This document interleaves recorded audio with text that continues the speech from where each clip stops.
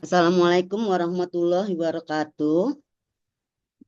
Selamat siang para mahasiswa. Saya Dina Taib. Saya akan sampaikan materi salah satu materi, salah satu mata kuliah dalam eh, mata kuliah TAP. Untuk diketahui mahasiswa, TAP ini 6 SKS. 6 SKS itu banyak ya, itu besar. Jadi persiapan Anda untuk tab mata kuliah ini juga harus selaras dengan jumlah SKS-nya, yaitu 6 SKS. Ini terdiri dari beberapa mata kuliah. Kebetulan mata kuliah saya yang pertama. Mata kuliah saya ini disampaikan pada sesi 1 dan sesi 3 ya. 6 kalkulus 3. Dan tapi kalaupun dia 6 SKS untuk kalkulus 3 tuh nggak banyak. Dan kalau diperhatikan rancangan aktivitas tutorial untuk mata kuliah TAP ini, kalkulus 3 itu nanti untuk ujian tuh termasuk kategori soal yang mudah dan sedang. Karena ada dua topik yang akan disampaikan, yaitu tentang penggunaan metode Lagrange untuk menentukan masalah minimum dan maksimum, serta penerapan dari integral lipat 3. Karena capaian yang akan ditetapkan bahwa untuk mata kuliah kalkulus 3 nanti ini soalnya adalah mudah dan sedang, tentu saja soalnya akan disesuaikan dengan capaian yang harus diraih. Jadi untuk mahasiswa, pesan saya, untuk mata kuliah kalkulus 3 Anda harus lolos, untuk harus dapat nilai maksimal. Nah, caranya gimana? Caranya nggak ada cara lain selain banyak berlatih. Oleh karena itu, makanya Ibu banyak memberi soal tuh banyak. Supaya apa? Untuk mengingat kembali. Ya, untuk mengingatkan. Dan kita berlatih. Karena ini mata kuliah di semester aslinya tuh semester 3 kalau nggak salah ya. Jauh kan? Udah lewat lama. Mungkin sudah banyak yang lupa. Jadi nggak ada cara lain untuk persiapan mata kuliah ini berlatih. Ibu tidak akan bicara mendalam tentang konsep, tapi langsung kita praktekkan aja ya. Oke.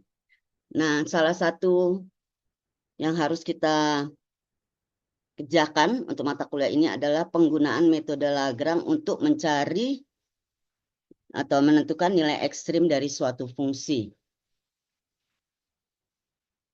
yang memenuhi syarat atau kendala. Syarat atau kendalanya itu tergantung ya. Mulai dari satu, syaratnya hanya satu, atau kendalanya hanya satu, atau lebih dari satu, dua. Tapi untuk semester ini Ibu tetapkan, udahlah kita yang dua kendala saja.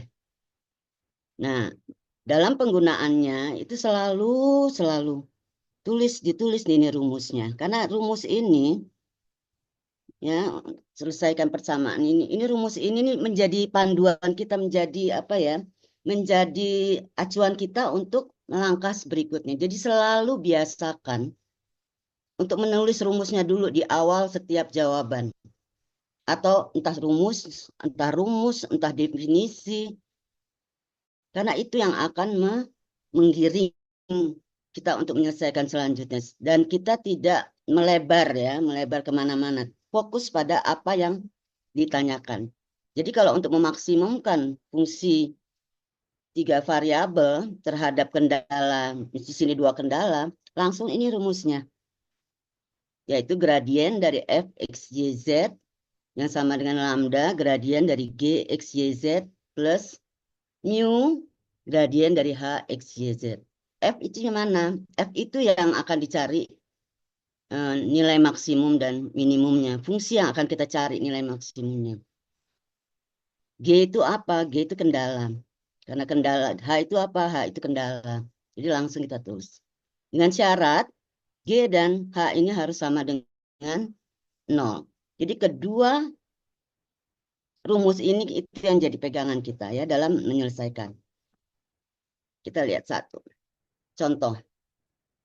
saya punya fungsi ini, fungsi satu bidang ini ya, di mana F-nya sama dengan X plus 2Y plus 3Z. Kemudian kita diminta untuk maksimum mencari, ada nggak nilai maksimum dan minimum dari fungsi tersebut pada suatu perpotongan kurva, yaitu suatu tabung. Tabungnya itu adalah X kuadrat plus Y kuadrat sama dengan 2, dengan bidang Y plus Z sama dengan 1. Di sini Anda nggak perlu menggambar. Nggak perlu. Begitu Anda sudah menulis rumusnya, ini semua sudah kita bisa terapkan rumus tersebut ya. Nah, dari rumus itu, kemudian kita akan memperoleh ya persamaan Lagrange-nya. Biasakan tulis persamaan Lagrange-nya. Jadi rumusnya kita tulis, kemudian kita tulis juga persamaan Lagrange-nya, yaitu persamaan Lagrange gradien F sama dengan lambda G plus mu gradien H. Di sini F-nya adalah X plus 2Y plus 3Z. G-nya kita ingat tadi, G-nya itu sama dengan X kuadrat plus Y kuadrat min 2. Apa yang kurang di sini dari G yang Ibu tulis ini? Ada yang tahu nggak? Apa yang kurang di sini? G dan H-nya. Ingat ya, G dan H itu harus sama dengan 0. Jadi yang ditulis di sini masih kurang. Ini harusnya sama dengan 0. Ya. Ya. Jadi ini harus sama dengan 0 ya. Itu kurang. Nah, ini kurang hati-hati berarti Ibu ini nggak teliti. Ya, kurang teliti. Harusnya sama dengan 0. Kita jadi benar-benar yang namanya rumus itu kita ikutin. Ya, kita ikutin. Nah, dari sini kita terapkan rumus ini terhadap soal ini, maka akan diperoleh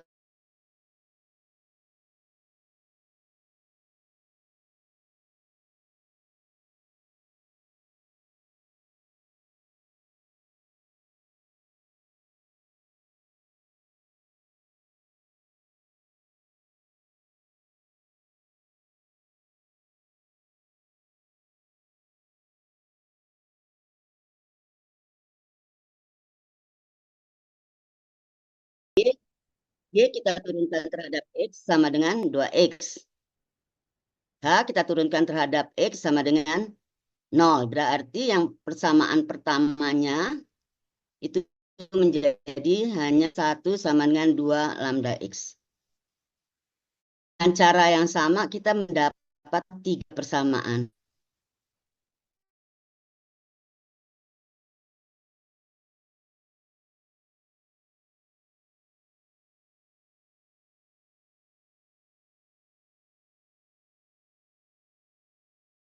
Kita tulis nih di persamaan 4, kendala nih G sama dengan 0.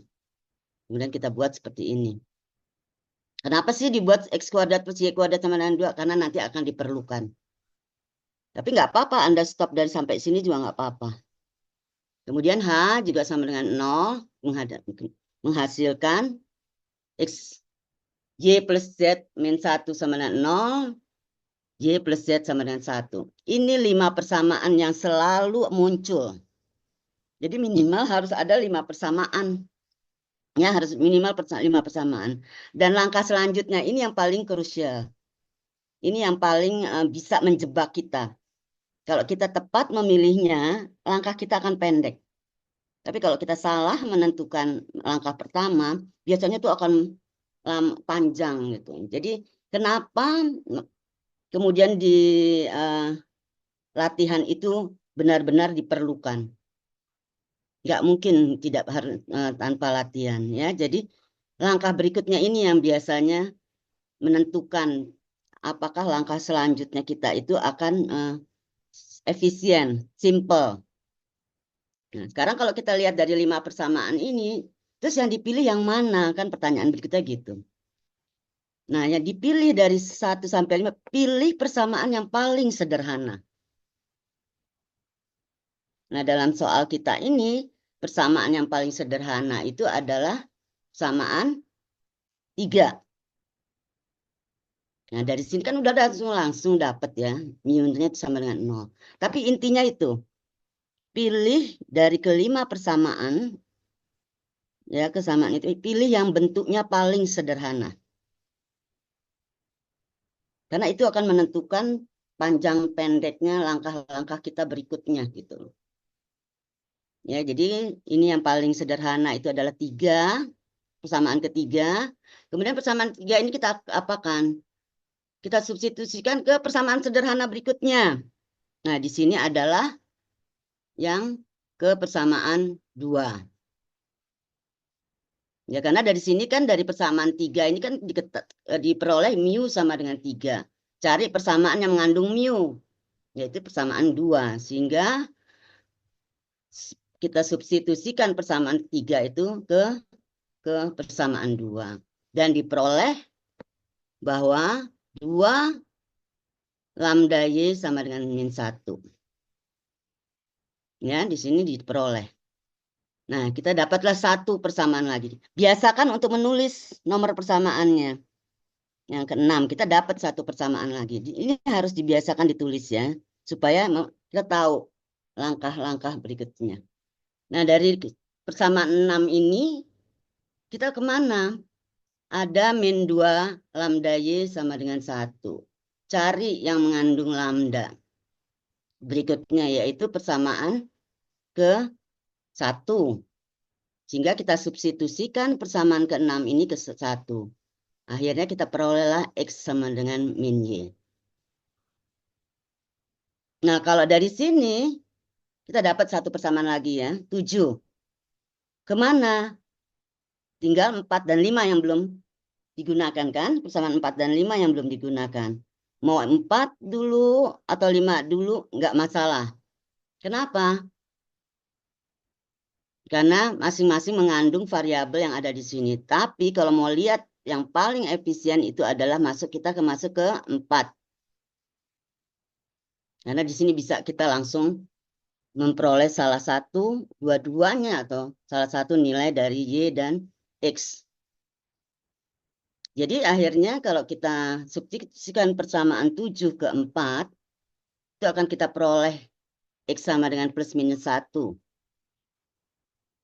Ya. Nah, dari X sama dengan plus minus 1, maka Y juga akan diperoleh. Bahwa Y sama dengan plus minus 1. Kita udah dapat X, kita dapat Y, maka hasil ini kita substitusikan ke 5 akan diperoleh untuk Y sama dengan 1, ya, Z-nya sama dengan 0. Sedangkan untuk Y sama dengan min 1, Z-nya 2. Oke. Kemudian untuk X sama dengan 1, kan X sama dengan plus minus Y ya. Jadi kalau X sama dengan 1, Y sama dengan min 1, Z sama dengan 2, maka kita dapatlah 1 titik ekstrim. Untuk X sama dengan min 1, Y sama dengan 1, dan Z sama dengan 0, maka kita dapatlah titik ekstrim berikut. Kita akan memperoleh 2 titik kritis. Kita mau cari mana yang bernilai maksimum, mana yang bernilai minimum. Ternyata pada 1, min 1, 2, kita akan peroleh nilai F itu sama dengan 5. Udah pada min 1, 1, 0, kita akan memperoleh nilai F sama dengan 1. Jadi artinya apa? Nah, sekali lagi biasakan. Di akhir setiap jawaban, kita tulis kesimpulannya. Itu harus dibiasakan. Apa yang ditanya? Nah, itu menjawab. Kita langsung menjawab. Kita tulis. Yang ditanyakan kita disuruh mencari nilai maksimum dan minimum dari F kan. Kesimpulannya itu harus kita tulis. Jadi F mencapai maksimum pada titik berapa dengan nilai maksimum sama dengan 5. Jadi kita tutup hasil pekerjaan kita dengan suatu kesimpulan yang menjawab pertanyaan. Jadi jangan berhenti sampai sini saja, sampai di sini nih ya. Ada 51 nih. pada min 1 di Pro F sama dengan 5 tadi. Itu belum menjawab pertanyaan. Pertanyaannya kan adalah carilah nilai maksimum dan minimum. Kita simpulkan, kita menjawab pertanyaan itu. Nah, ini adalah jawaban yang utuh, lengkap, dan Anda nggak akan dikurangi nilainya untuk mata kuliah ini ya. Jadi kalau diperhatikan kenapa komentar saya itu pada soal misalnya contoh diskusi 1 itu, pertanyaannya apa gitu, pilih jawaban dengan bukti-buktinya. Kan saya soalnya seperti itu ya yang saya tulis, pilih jawaban dengan bukti-buktinya. Jawaban ada tapi bukti-buktinya ada tapi jawaban tidak ditulis.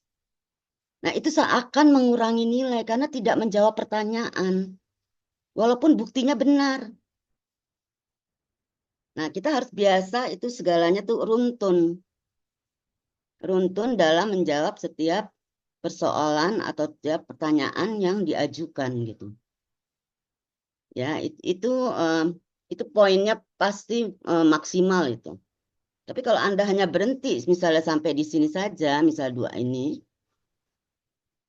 kan yang diminta terus nilai maksimumnya berapa? Ingat ya, yang memeriksa nilai UASnya Anda itu bukan kami, tutor, bukan. Berbeda-beda orang-orang, siapapun bisa menjadi penilai dengan pedoman yang diberikan. Kami akan berikan pedoman. Jadi jawaban yang utuh itu adalah yang menjawab si pertanyaan itu. Jadi kita dibiasakan, ya kita biasakan segalanya runtun. Karena itu adalah cara berpikirnya orang matematik. Menjawab apa yang ditanyakan, yang nggak ditanya nggak usah dijawab. Ya, seperti itu. Dan saya lihat hasil pekerjaan Anda di diskusi 1 mayoritas baik, ya, udah bagus. Itu jadi cukup, walaupun masih ada yang sangat tidak baik ya, tapi waktu masih ada. Nggak ada cara lain selain latihan. Kemudian Anda lihat, pada saat Anda mengerjakan soal, berapa waktu yang Anda butuhkan. Itu juga menjadi pertimbangan. Ya, menjadi pertimbangan untuk Anda dapat menyelesaikan, bahkan nanti memeriksa kembali jawaban-jawaban Anda. Jadi itu melatihnya juga melatih itu. Berapa sih kecepatan saya menyelesaikan soal seperti ini gitu. Berapa lama waktu yang saya butuhkan. Itu juga harus dilatih. Karena nanti waktunya kan cuma 3 jam untuk berapa mata kuliah? 4 mata kuliah kalau salah ya. 1, 2, ya 4 mata kuliah. Jadi kalau 3 jam, jadi Anda harus slot waktu sebaik-baiknya. Karena kan nanti ini soalnya uraian ya. Soalnya uraian. Seperti itu ya. Jadi untuk masalah Lagrange ini karena saya lihat dari diskusi itu mayoritas sudah baik. Saya nggak banyak-banyak di sini ya. Saya nggak lama-lama di sini. Apa namanya? Saya pikir sudah banyak yang bagus. Walaupun masih ada beberapa yang kurang baik ya, kurang baik. Jadi karena kurang berlatih. Saya lihat ini karena kurang berlatih. Karena kita membiasakan diri lagi. Kemudian apa namanya? Runtunan penyelesaian itu selalu biasakan tulis rumus atau definisi atau teorema atau aksioma yang kita gunakan untuk menjawab pertanyaan itu. Karena itu akan membantu menuntun kita untuk melangkah berikutnya gitu. Jadi harus selalu diposisikan kepada siapa nanti yang membaca jawaban Anda. Jadi bingung nggak? Ya, apalagi kalau tulisannya semua, saya lihatnya orang anak-anak matematika ini banyak yang sebenarnya salah jurusan, mestinya nggak matematika nih ya, mestinya di kedokteran ini. Banyak yang tulisannya kayak dokter gitu, kalau begitu disuruh tulis tangan gitu ya. Tapi ya nggak apa-apa, selama bisa dibaca ya, selama masih bisa dibaca.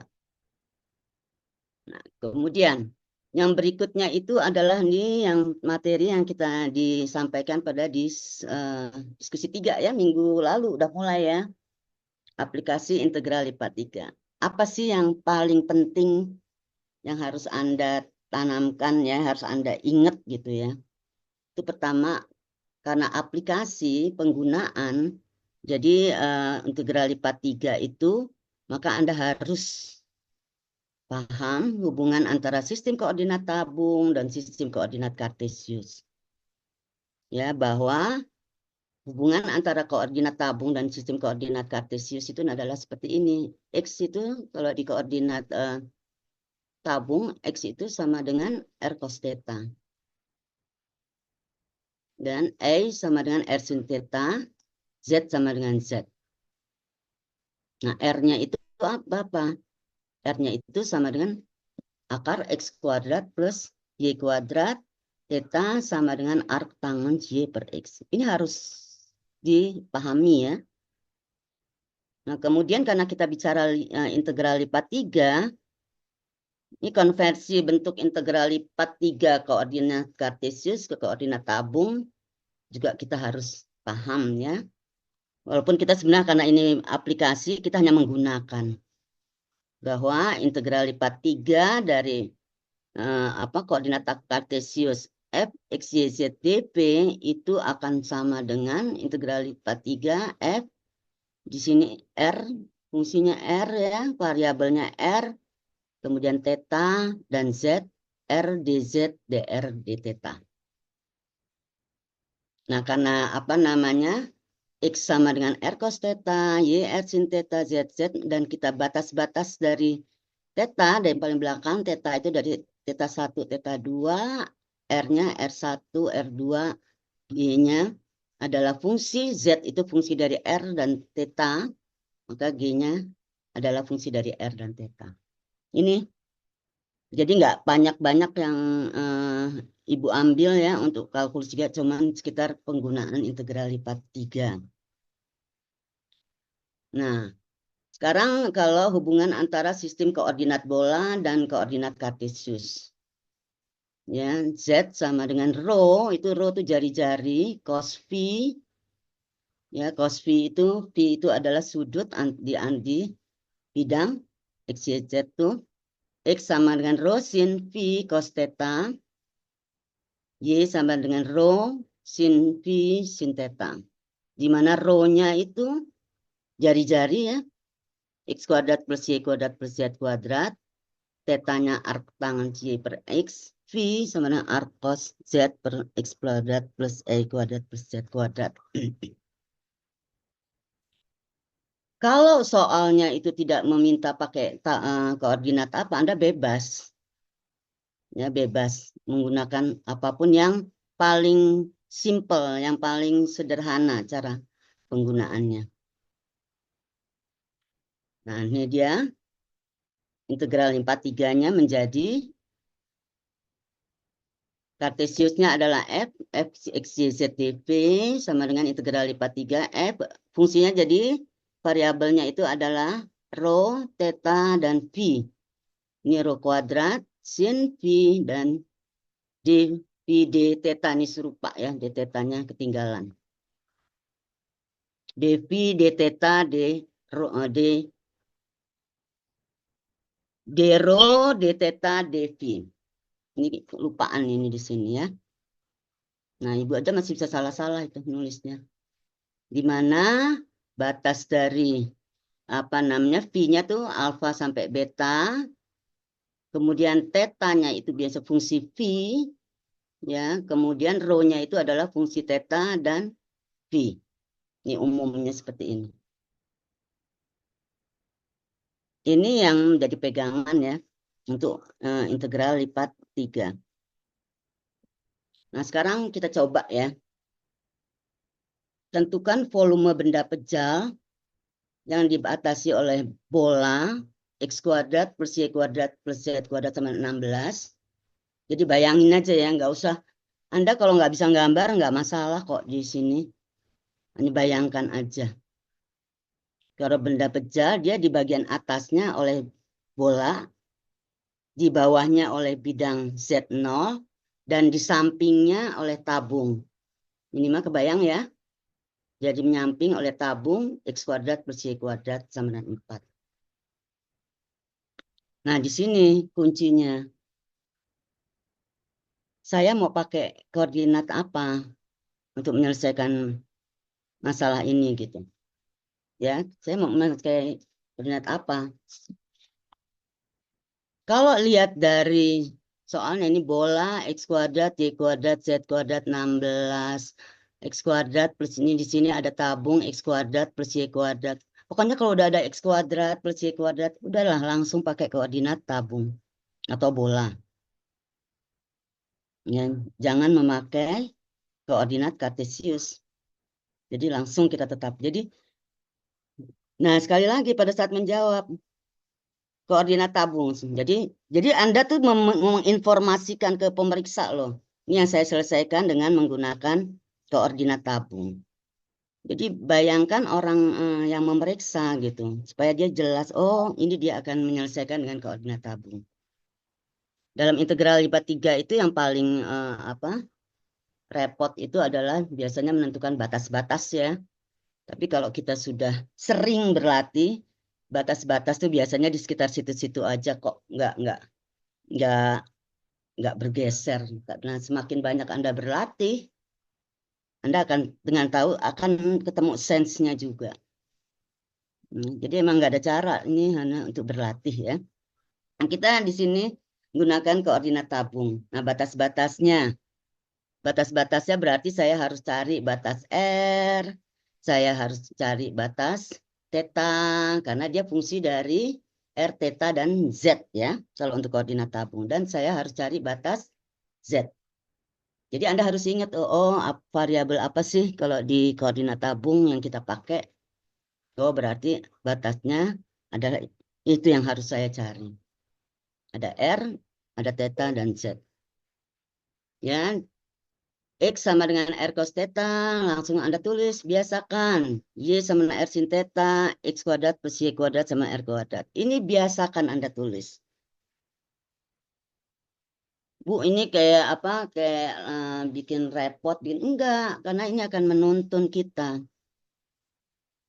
Ya, dia akan menuntun kita. Percaya deh kalau Anda terbiasa dengan menulis rumusnya, menulis ketentuan-ketentuannya, itu akan membantu dalam kita menyelesaikan soalnya. Jadi jadikan Anda di posisi pemeriksa di mana ngerti, oh ini yang saya mau ikan. Jadi jangan bikin pusing gitu ya, yang meriksa gitu. Ini apa sih sebenarnya yang mau dilakukan, mau cari apa sih gitu. Oke, kita akan mencari batas-batas dalam koordinat tabung. Kita lihat bola X kuadrat plus Y kuadrat plus Z kuadrat. Berarti Z kuadrat itu kan Z itu batasnya dari 0 ya. Kita mau cari batas atasnya Z 16 min X kuadrat min Y kuadrat itu Z kuadrat itu sama dengan 16 min R kuadrat. Ini berarti batas Z, batas bawahnya itu 0, batas atasnya itu adalah akar 16 min R kuadrat. Kemudian dari tabung X kuadrat plus Y kuadrat sama dengan 4. Jadi kalau kita proyeksikan ke bidang XY, itu adalah suatu lingkarannya yang jari-jarinya sama dengan 2. Maka batas R itu 0 sampai 2R. Z sama dengan 0 berarti ini kan bola ya yang melingkar gitu. Maka batas tetanya itu adalah 2V. Sudah. Jadi kalau sudah batas dalam sudah ditetapkan, tahap pertama yang agak biasanya menyesatkan itu yang akan kadang-kadang bikin kita tidak yakin atau kita tidak mengetahui ini udah lewat tahap berikutnya. Tahap berikut yang agak sulit, bukan sulit sebenarnya karena permasalahan bagaimana kita keterampilan kita mengintegralkan suatu fungsi. Yang ditanya volume, langsung tulis rumus volume itu apa? Ya, rumus volume itu adalah integral lipat 3 1 dV. Nah, kita langsung tulis dV itu sama dengan R dZ dr dθ ya. Nah, di sini adalah batas dari Z-nya 0 sampai akar 16 min R kuadrat. Kemudian R-nya batasnya 0 sampai 2 dan θ-nya 0 sampai 2V. Kita integralkan dulu terhadap Z. Ya, jadi Z batasnya 0 sampai akar 16 min R kuadrat, maka diperoleh integral 0 sampai 2 pi 02 R, terus Z kita ganti dengan 16 min R kuadrat. Ya, R dr theta, R-nya kita taruh di depan. Langkah berikutnya, nih integral terhadap R. Ini kita lihat bentuknya R akar 16 min R kuadrat. Ya, jadi kita misalkan untuk menyederhanakan, ini kita misalkan 16 min R kuadrat sama dengan U.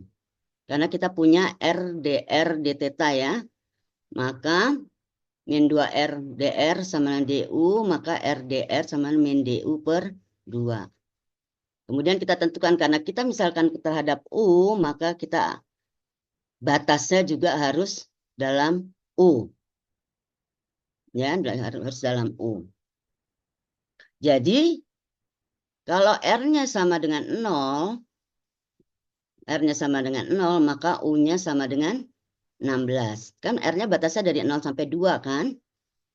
Nah, kalau R-nya sama dengan 2, maka U-nya sama dengan 12. Jadi U-nya batasnya itu dari 0, ini 16. Ya, ini terbalik ya. Ibu keliru nih, mestinya batas bawahnya nih 16, batas atasnya 12 ya. Karena pada saat 0, U-nya sama dengan 16 kan ya. Oke, ini keliru di sini. Nah, kita lihat di bawahnya keliru enggak? Enggak ya, alhamdulillah. Nah, seperti itu. Kemudian kita robahlah bentuk integral ini. Menjadi RdR d theta itu adalah min setengah du d theta. Kemudian R akar 16 ini akar 16 min R kuadrat berarti U pangkat setengah du d theta. Ya. Sederhana kan bentuknya, jadi lebih sederhana. Jadi kita kerjakan integral terhadap U.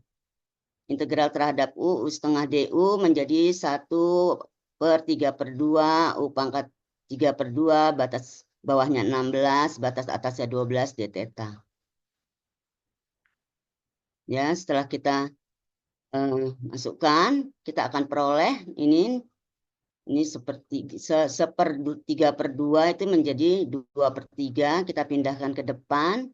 Ini menjadi min 1/3, yang ini 12 pangkat 3/2 min 16 pangkat 3/2 itu adalah 4 pangkat 3.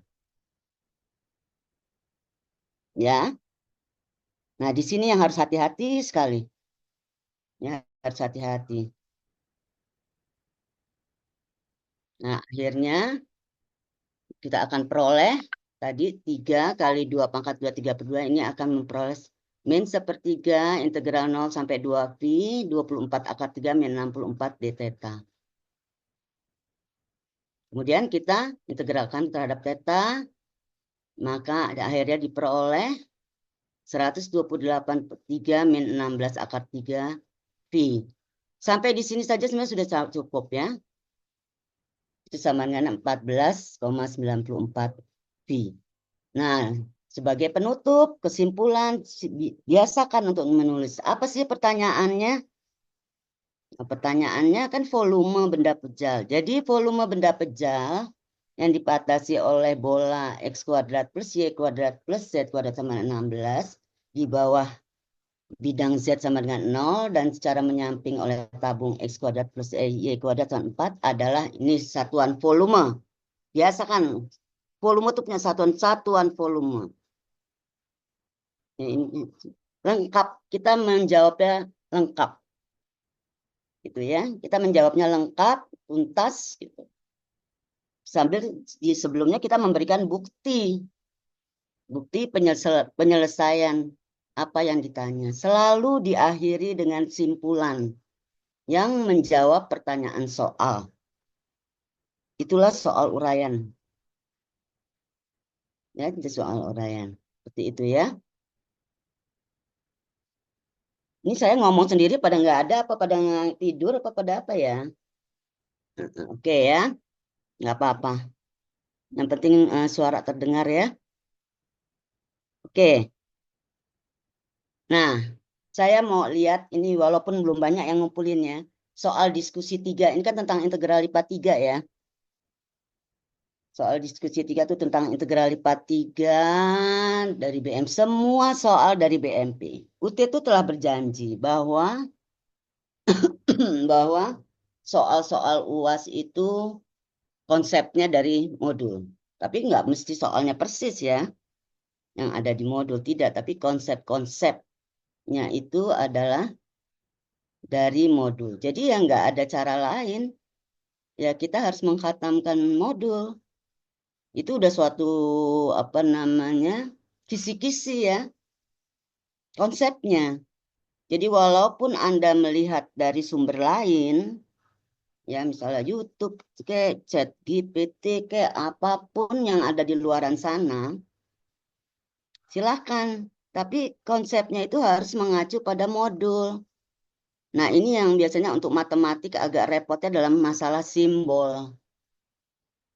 Ya, jadi nggak apa-apa Anda mau lihat dari sumber lain karena pusing ya lihat di modul tuh nggak apa-apa. Tapi intinya itu semua kembali ke modul. Jadi konsep yang Anda gunakan, definisi yang Anda gunakan untuk menjawab itu adalah yang bersumber dari modul. Jadi kalau nanti di luar, misalnya di kayak chat GPT itu, langkah pertamanya nggak usah dituliskan, angka lakuin aja. Langkah itu mana sih di modul tuh halaman berapa langkah yang disebutkan itu. Jadi jangan copy paste seperti itu karena matematika ya matematik. Kita bukan mata kuliah sastra. Yang kita adalah bahasa matematik. Kita menggunakan simbol karena simbol itu apa menjelaskan secara keseluruhan. Anda bayangkan kalau ada suatu misalnya untuk setiap X ya, berlaku untuk setiap X misalnya. Anda mau tulis untuk X tertentu.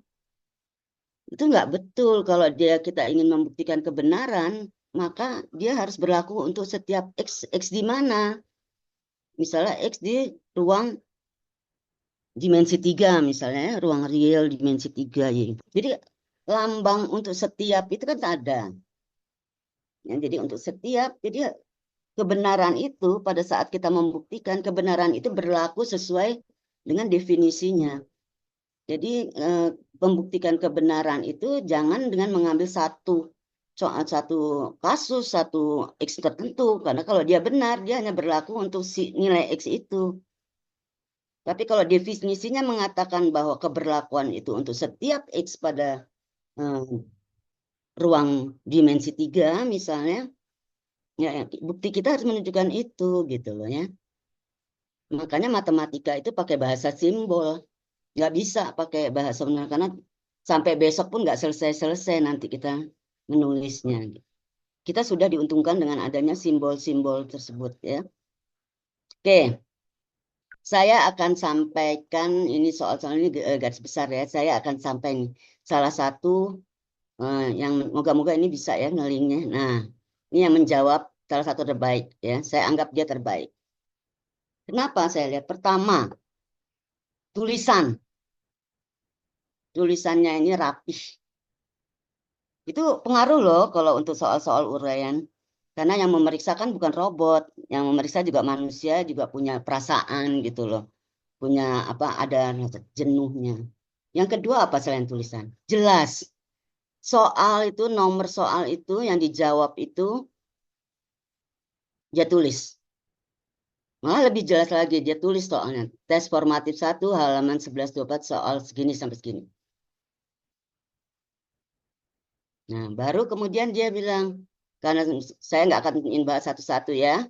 Ini ini dari soal nomor 1, ini ada 3 pertanyaan. Yaitu yang nomor 12, ya, nomor 12, kemudian nomor 13, dia pertama yang minta dia kan disuruh apa soal pertama dari integrasi S. Apa sih yang ditanyakan dari soal pertama itu? Yaitu ini soal halaman. Kalau pada bawa modul, buka modulnya. Kalau udah ada yang ngerjakan, coba ada yang bisa jawab nggak? Halaman 1124 ya, soal nomor 12. Soal nomor 12. Kita disuruh mencari daerah integralnya S. Nih, daerah integralnya S ini. Ya, kita nomor 12. Nah, dia kenapa dia memakai ini? Lihat, bingung kan daerah integral S-nya tuh yang benar yang mana? Daerah integral S-nya itu katanya yang tertulis di modul itu seperti itu. Benar nggak? Dia batas-batasnya di soal itu batas X ya, dia batas Y dan batas Z berarti koordinat kartesius. Nah, yang saya hargai dari mahasiswa ini adalah dia melihat, dia mencari acuan gitu loh. Ternyata ada loh di contoh yang mirip dalam modul. Jadi sekali lagi modul. Jadi sebenarnya soal-soal modul itu menurut saya kalkulus 3 ini soalnya kaya ya, kaya dengan soal gitu. Jadi kalau Anda bisa mengeksplor di situ udahlah Anda untuk kalkulus 3 di tangan itu nilai-nilai maksimal itu. Dia lihat dia mengikuti gambar sebelah satu. Tiba-tiba dia cari ke batas-batas ini koordinat tabung kan. Di sebelah 10 itu, nah ini yang saya kagumnya.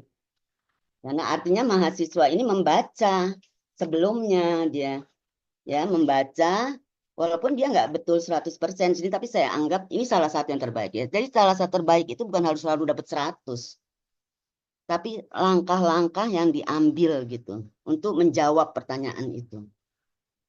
Ya, melangkah menjawab pertanyaan itu. Jadi dia lihat di contoh 11.1.0. Nah ya, kita lihat.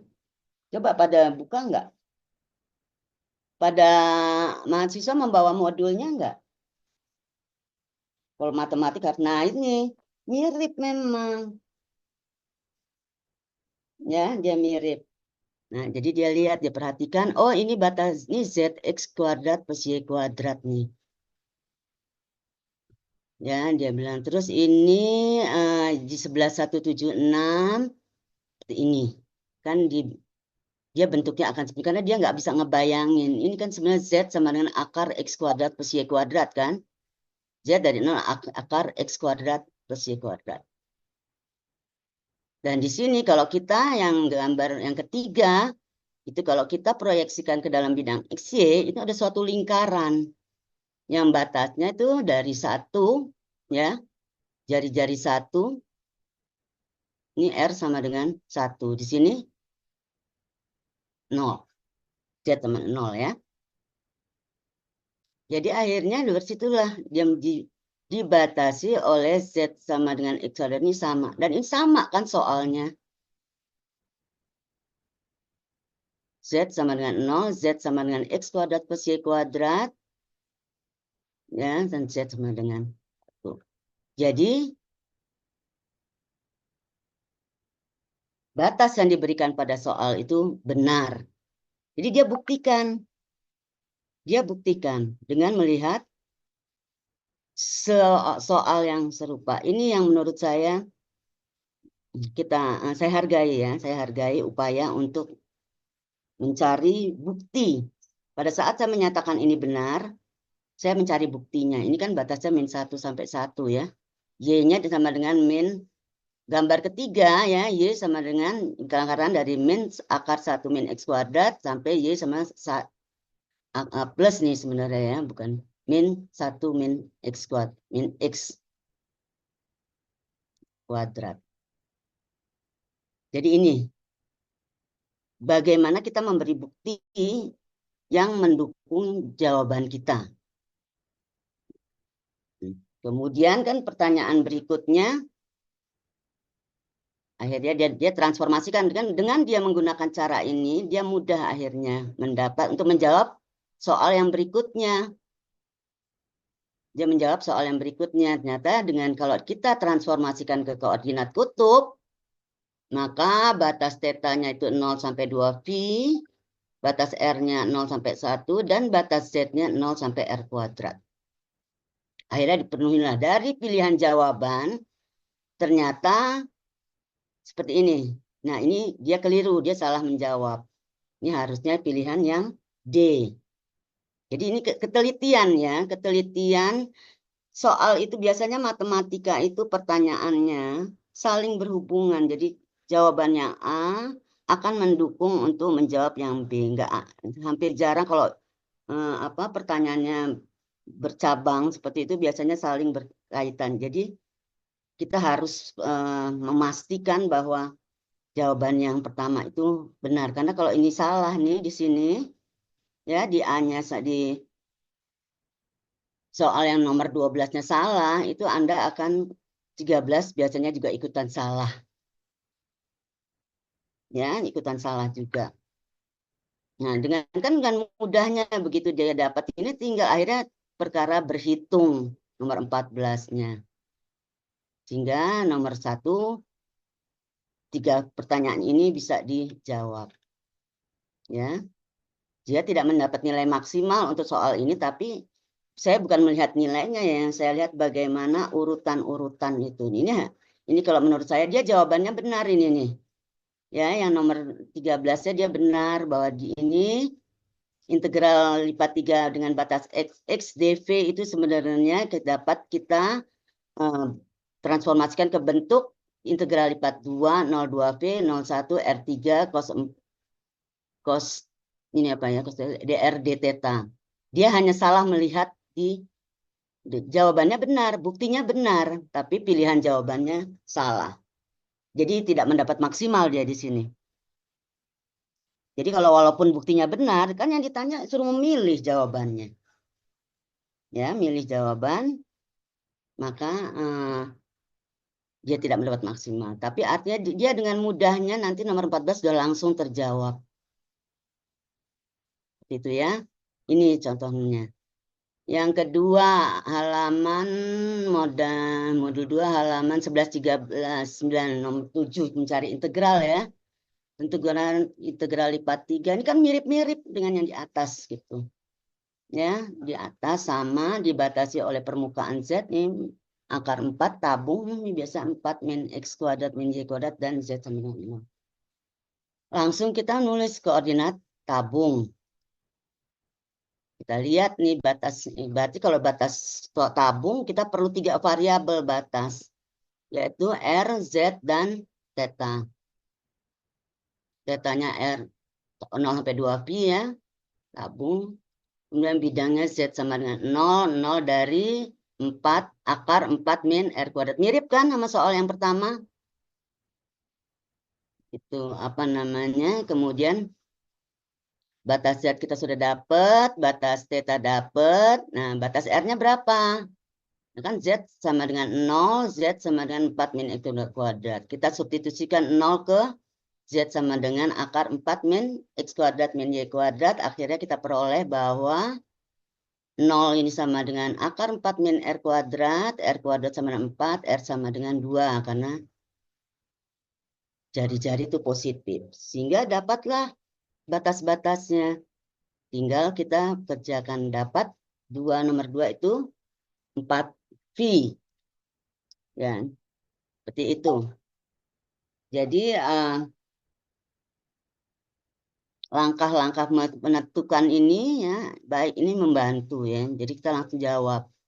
Maka integral lipat 3 ini ZdV sama dengan, nah ini kan ditanya V, volume ya udah langsung di bawah. Walaupun Anda tidak tulis dengan kalimat narasi, tapi ini kan runtun, kelihatan oh dia menjawab apa yang ditanyakan gitu. Volume ya, jadi 4V itu. Nah, kemudian yang nomor 3. Nomor 3 itu halaman 12-11 soal nomor 3 ya. 12-11. Ibu Dina, 12. permisi Bu. Oke. Bu, saya screen share-nya hanya tulisan jawab soal diskusi 3. Bu, tidak ada yang apa namanya kayak Ibu jelasin Nggak apa ada ya, saja nggak di bab. muncul. Iya, iya Bu, nggak muncul. Linknya nggak muncul. Ya, Oh, berarti dia nggak ngelink ya. Jadi Ibu harus tutup dulu, baru terbuka terpisah bentar ya. ah, Jadi oke Bu. tadi Ibu ngecap pada pusing ya.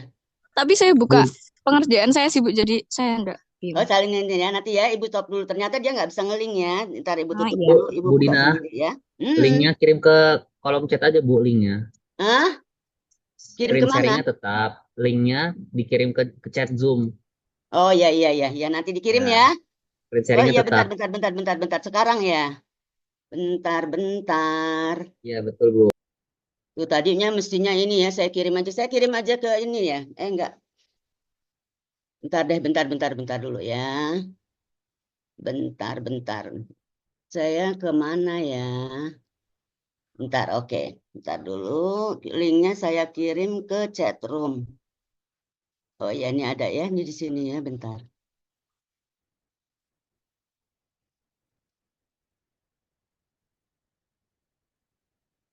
Ngambil linknya, pilihan link, screenshot, file, file ya. Dari menu file ya. Oke. Hmm, hmm.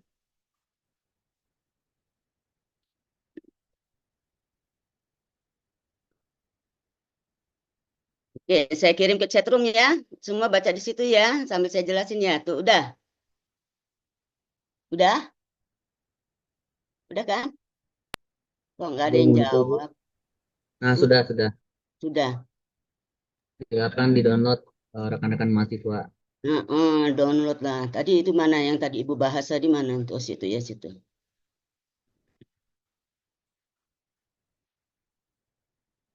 Kok dia udah kok hilang lah. Padahal Ibu nggak nyetop loh. Di mana adanya yang tadi Ibu jelasin ya, Nadia. Paksa Ibu share ulang ya. Ibu stop share dulu, kemudian Ibu share.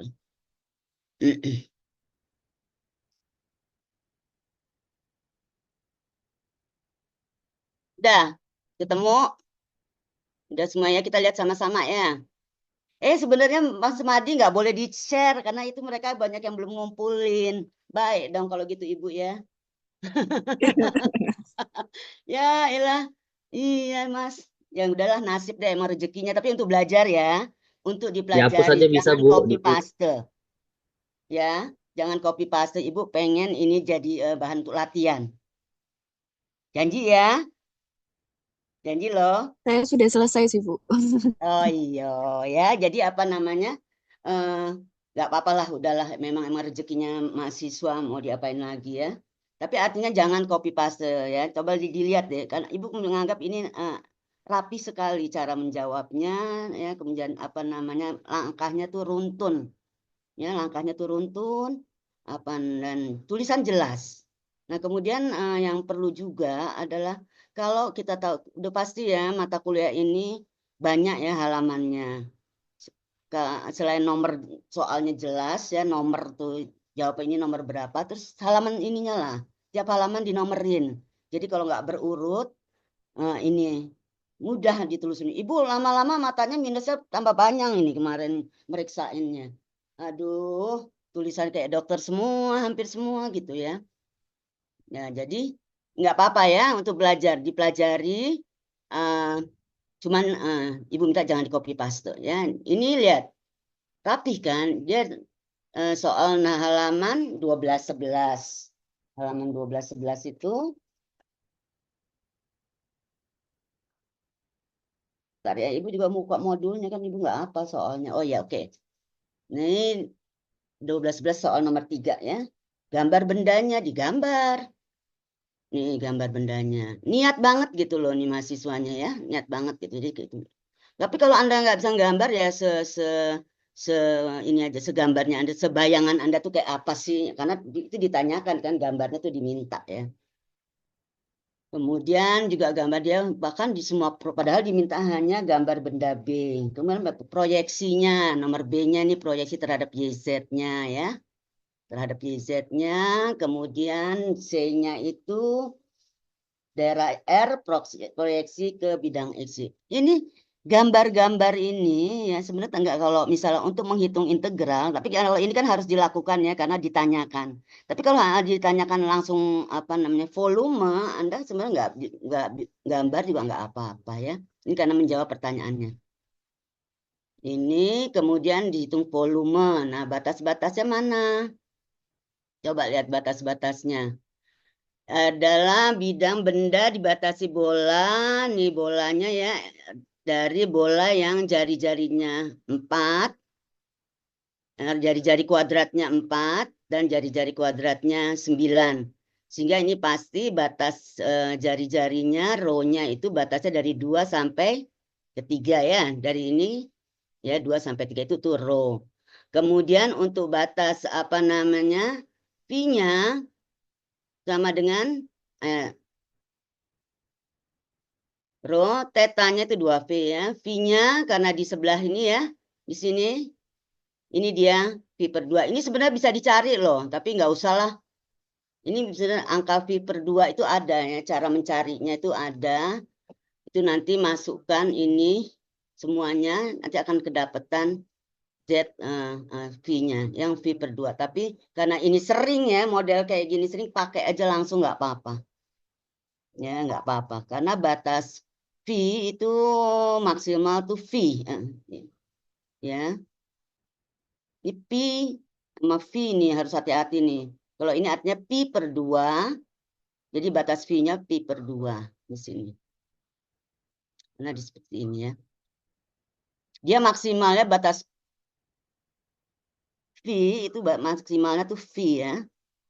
Oke.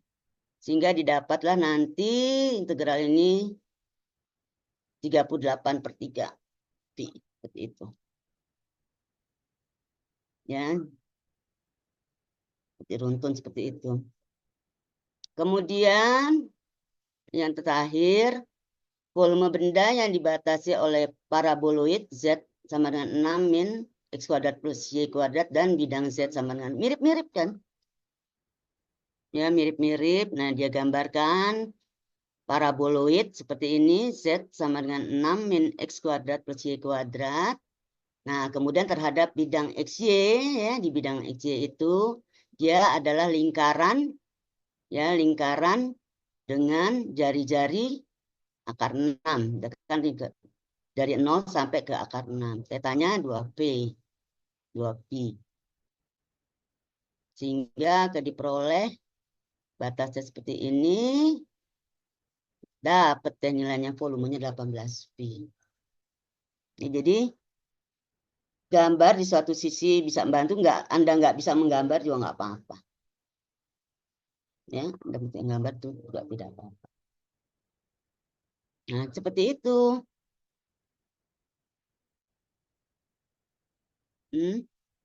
Dari yang hadir ini, yang belum ngumpulin berapa?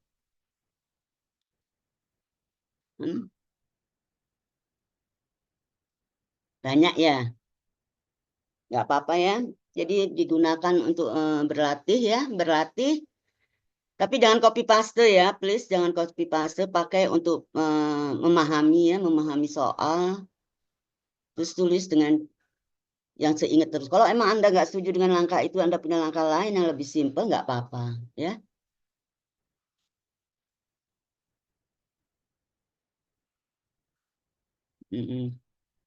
Ya, seperti itu aja.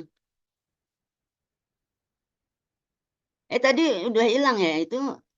Tadi ini saya udah ini share, nggak apa-apa kok, Mas. Udah saya hapus, Bu. Nggak apa-apa lah, Mas. Kasihan mahasiswanya udah lemah lesu kayaknya. Kasih aja nggak apa-apa, Mas. Itu saya restui. Ya, jadi silahkan udah di-share lagi aja ya, Mas ya. Nggak apa-apa kok.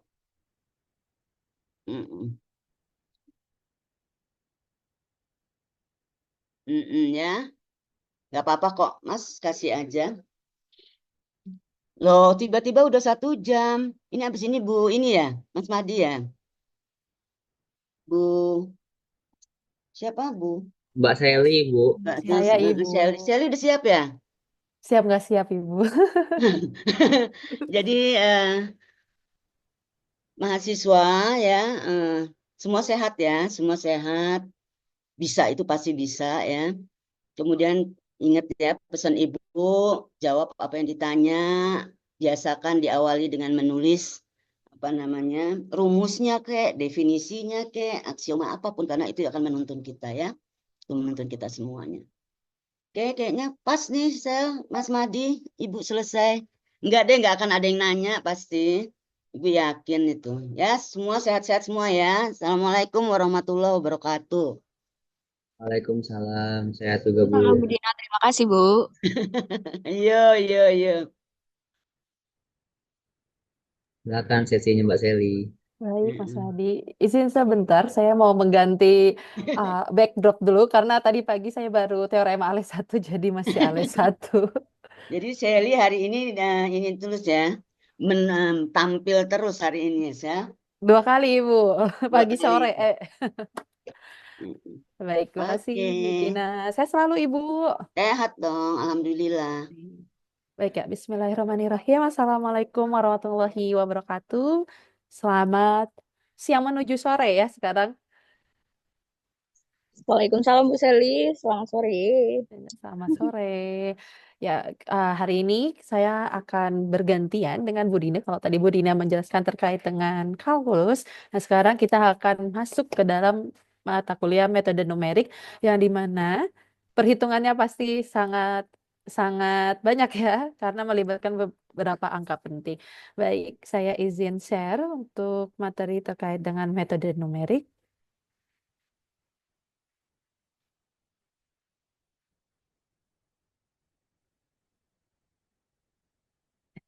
Oh, sorry.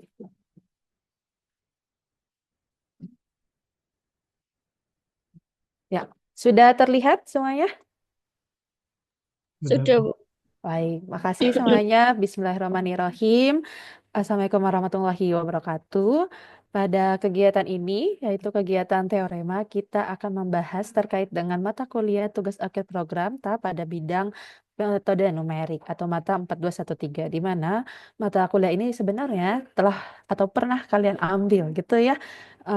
Di mana bagian yang akan kita bahas pada sore hari ini terkait dengan interpolasi polinomial. Jadi mungkin juga sudah pernah mengambil, jadi sudah ada bayangan ya terkait dengan interpolasi polinomial dan juga sudah saya lihat sudah pada mengisi untuk diskusi sesi 2-nya. Nah, bisa kalian bayangkan hal tersebutlah yang akan uh, menjadi bagian dari metnum di tab. Jadi kita masuk di sini terkait dengan metode interpolasi polinomial. Seperti namanya ya, di mana di metode numerik ini sebenarnya kita berusaha mengestimasi ya. Jadi kalau kita tadi menghitung eksak misalnya dengan menggunakan kalkulus, di mana hasil yang kita dapat seharusnya adalah nilai realnya. Nah, metode numerik ini adalah salah satu metode yang digunakan untuk menebak atau memperkirakan nilai yang mendekati nilai sebenarnya. Karena apa? Karena kalau dihitung misalnya dengan rumus aslinya atau misalnya dengan perhitungan yang seharusnya itu akan sulit dan panjang sekali atau lama sekali baru dapat. Nah, makanya ada pendekatan yang salah satunya dipelajari dalam metode numerik. Jadi jangan kaget nanti kalau ditanya misalnya berapakah nilai perkiraan atau nilai estimasi atau nilai yang mendekati gitu ya. Makanya ketika kalian cek di metode numerik, di bagian akhirnya itu nggak pakai sama dengan ya, tapi menghampiri tanda sama dengan yang gelombang gitu ya. Nah, itu adalah salah satu ciri dari mata kuliah metode numerik, yaitu ada nilai hampirannya. Nah, sekarang kita masuk ke yang pertama, ada metode Lagrange. Jadi Lagrange ini banyak banget ya dibahas, mulai dari kalkulus namanya disebut-sebut. Nah, di metode numerik ternyata juga dia digunakan nih untuk mendekati suatu nilai atau untuk mengetahui nilai estimasinya. Nah, sesuai namanya, nilainya perkiraan, tapi jangan sampai terlalu jauh. Karena kalau terlalu jauh pun, itu akan bahaya nanti buat perhitungan-perhitungan yang menggunakan metode numerik. Misalnya kita bikin A gitu ya, materialnya butuh sekian, kita mendekatinya ternyata terlalu jauh. Nah, itu akan menjadi bahaya ya untuk misalnya keselamatan jiwa atau misalnya kebutuhan produksinya nggak tepat dan sebagainya. Nah, yang kita bahas sekarang adalah metode Lagrange, di mana kita di sini punya beberapa titik. Jadi ada nilai titiknya kita sebut X. Misalkan di dalam contoh ini adalah X1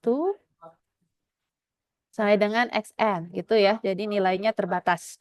Kemudian kita punya nilai fungsinya, suatu fungsi F yang dimana terletak pada interval A sampai B, gitu ya. Nah, kemudian maka polinomial interpolasi berderajat n-1, kalau ini tergantung dengan buku ya, ada yang menuliskannya dari P0, ada juga yang menuliskannya misalnya dengan P1.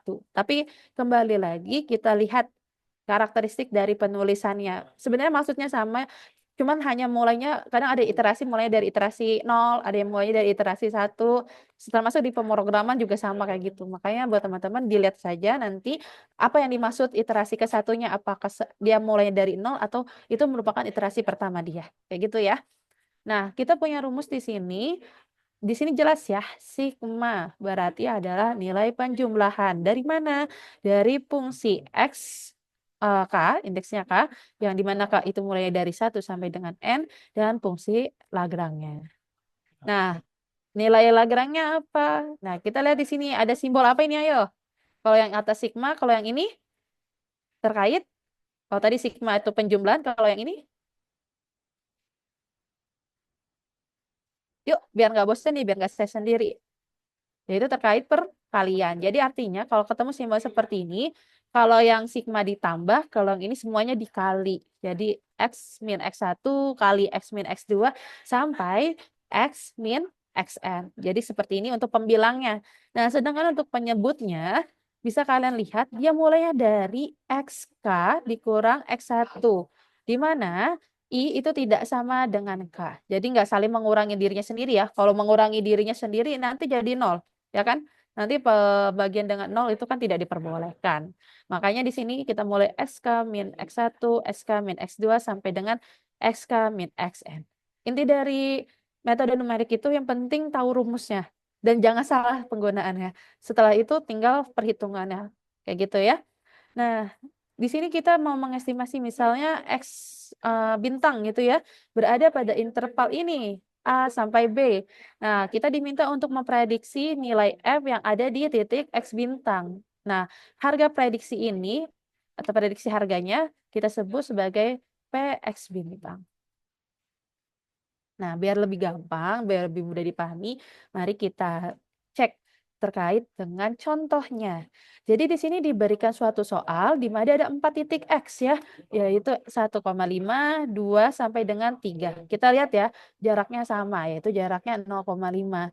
Kemudian ada nilai fx-nya masing-masing. Jadi kita sudah ketahui nih nilainya masing-masing. Nah, sekarang kita akan diminta tentukan bentuk polinomial interpolasi Lagrange dan tentukan pula harga pendekatan dari F2,25. Nah, mari kita cek di sini. Kita akan membentuk pertama adalah diminta polinomial interpolasi Lagrange. Jadi kita punya di sini LKX di mana K-nya berjalan dari 1 sampai 4 sesuai titiknya ya. Tadi kita cek lagi rumusnya. Rumus Lagrange apa tadi? Perkalian dari X dikurang setiap titiknya gitu ya. Tapi kita cek di sini. Saya ulangin rumusnya dikit ya. Nah, rumusnya itu lihat bagian atasnya dari 1 sampai dengan N. Nah, nanti kalian bisa cek lagi di sini. Nah, terus kita lihat di sini. Kita diminta untuk menguranginya. Nah, kita masukin rumusnya. Nah, nanti akan di sini ini X-nya tetap ya. Jadi bukan X yang disubstitusi karena dia variabelnya. Pokoknya bandingkan setiap rumus itu dengan pertanyaannya. Gitu ya. Kan kita diminta untuk mendekati harga pendekatan 2,25. Nah, kita buat X min 2, X min 2,5, X min 3. Bu, X1-nya kemana? Ingat, ini kan baru Lagrange pertama ya. Jadi itunya yang di atas yang disebut. Jadi X1-nya ada di bagian bawah. Gitu cara ngingetnya ya. Jadi nanti kalau L2, Lagrange kedua, di bagian atasnya nanti nggak ada X2-nya. Gitu. X1 min X2, X1 min X3, sampai X1 min X4. Jadi kita substitusi sesuai dengan nilai yang ada di tabelnya. X2 kan nilainya berapa? Ini 2 ya, karena kita mulai menyebutnya di sini X1, misalnya di sini X2, di sini X3, di sini X4 gitu ya. Jadi X dikurang X2, X dikurang 2, terus X dikurang 2,5, X dikurang 3 gitu ya. Nah, begitu juga dengan bagian bawahnya. X1-nya tinggal dikurangin ya. 1,5 dikurang 2. Terus 2 kurang 2,5 hingga 1,5 kurang 3. Nah, ini bisa kalian lakukan perkalian. Atau ada juga mahasiswa yang kan di sini diminta untuk menentukan harga dari 2,25 ya. Kalau dikalikan khawatir keliru pendekatannya. Makanya kadang ada mahasiswa yang menghitung bagian bawahnya saja, bagian atasnya dipertahankan. Karena apa? Karena kalau kita sudah memasukkan seperti ini khawatir salah mahasiswanya. Karena kalau metode numerik memang butuh ketelitian tingkat tinggi. Makanya ada yang berusaha untuk mengurangi perhitungan dengan cara membiarkan bagian atasnya dan hanya menghitung bagian bawah. Nah, nanti ketika diminta 2,25 baru disubstitusi ke X-nya. Kan perhitungannya akan lebih mudah ya. Tapi kalau misalnya mau seperti ini, itu tidak masalah juga. Yang penting adalah kalian sudah ngecek bahwa hasil perhitungannya benar. Karena kalau Lagrange, kalau salah satu, salah semua ya jadinya.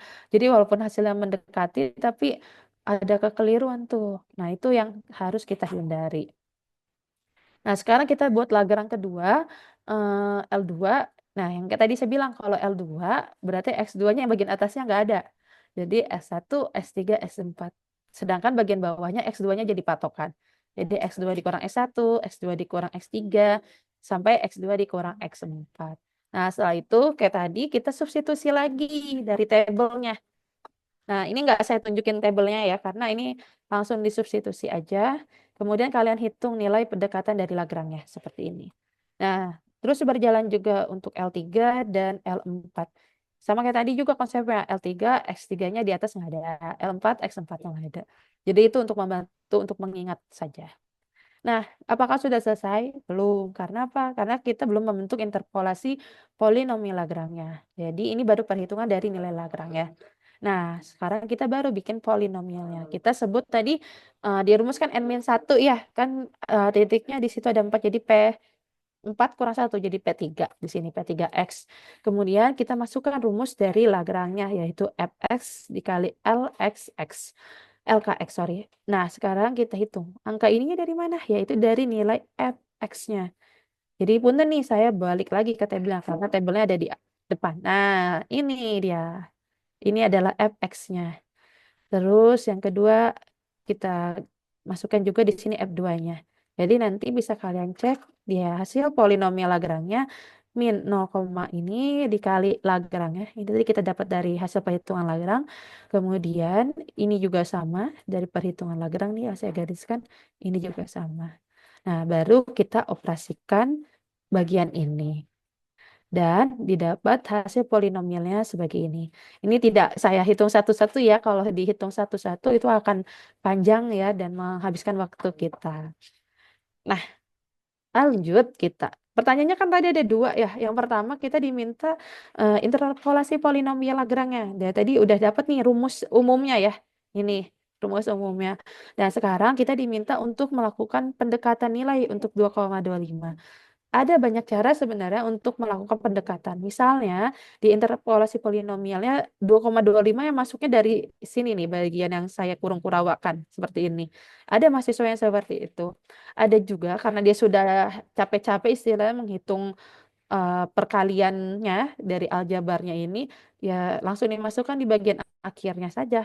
Karena dia yakin bahwa perkalian yang dia lakukan, penjumlahan ataupun pengurangannya juga sudah benar. Nah, itu bisa kalian lakukan. Jadi kembali lagi kepada cara kalian, yang penting sesuai dengan pertanyaannya.